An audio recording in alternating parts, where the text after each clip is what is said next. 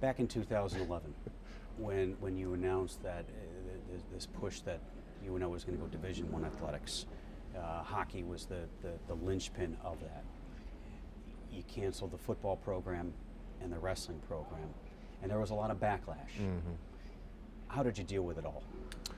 Well, it was really hard. And the one thing that I have consistently said, and I'll say again, it really wasn't about how hard it was for me. I mean, I'm an adult, and I've been through difficult things. What the students and those coaches had to go through was way more difficult than what I went through, or our staff, and so, in those families. So, but it certainly wasn't fun. But we made a commitment. I remember I was on the job 6 months, and we had a very small staff, and I pulled together our little executive staff, and I said, guys, I think I got it figured out. We got 3 choices here. And number 1, we can quit and just write out our contract. Number 2, we can keep blaming the academic side of the house that they're just not giving us enough money. Or number 3, we can try to find a solution. And I'm committed to it if you'll commit to. And they said, we're in. And so we were trying to do what was in the best interest of UNO every step of the way. And we kept telling ourselves, if this is what's in the best interest of UNO, our job is to make that decision and be held accountable to it.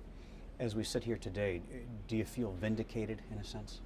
No, I don't like that word. It's not about being vindicated. Does it feel good that we're fully Division I and Baxter Arena's on board? Well, of course it is. You wouldn't be a human if you didn't. But to me, it's not about vindication. It's about trying to be a good steward of the position I have. These aren't easy jobs. It's not easy to be the chancellor. Any public position will be second-guessed and questioned, and I understand that.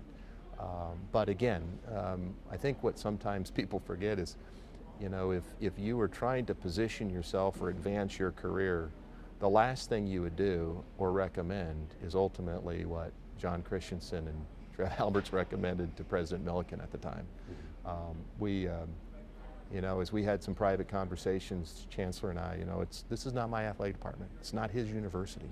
This is Omaha's public university. It's an economic driver for the city, and it's critical that we continue to position this university to serve young people in this community. And the athletics department is very important. It's not just wins and losses. This athletic department is about exposure and profile change and the brand investment of institution. I mean, I think you can kind of sense and see, when done properly, the impact an athletic department can have. We have 45,000 living UNO alums in this community that we've never had a chance to really engage in a way like this. Every local high school graduating in Baxter Arena with our brand. We feel now like we have some value in terms of helping the campus achieve their goals. Let me ask you this, when we talked about some of the adversity that you faced. I mean, you go back to 2011, the wrestling team had just won a national title, and that seemed to grab a lot of the headlines. They just won the national title. Trev Alberts called the wrestling coach and said, we're canceling your program. How difficult was that? And as you look back, would you do anything differently? Yeah, we've taken a hard look at a lot of that, and I know there's some things we would have done differently, and the timing was just absolutely unconscionable. And the real challenge for us was we didn't have any best practices because we were the first school. The NCAA had that moratorium on moves to Division I for 4 years. So they had lifted the moratorium, and the new rules were you had to have a conference invite. And so the chancellor gave me very specific instructions that we would not announce going to Division I until we had a certifiable conference invite.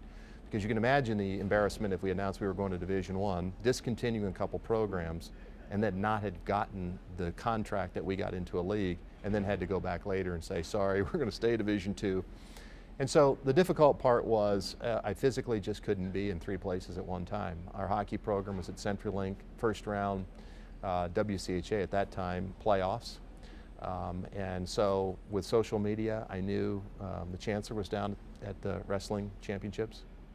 And I asked him the moment they've wrapped it up, because the last thing I want to do is have them hear the news prior to us having won the national championship. I asked him to call me when they had won it. So when they did, I then called the football coach, Pat Burns, in and told him in person, and knew that when I told him in person in a very short amount of time through social media and others, it was going to reach. So I wanted to at least communicate with those coaches before social media reached them. So a phone call was the best, worst possible scenario. And so I think, trying differently in terms of the timing, but remember we had to start a men's soccer program. We had 3 months to get a group together to start competing, and so a bunch of circumstances led that way, but yeah, the timing was unconscionable.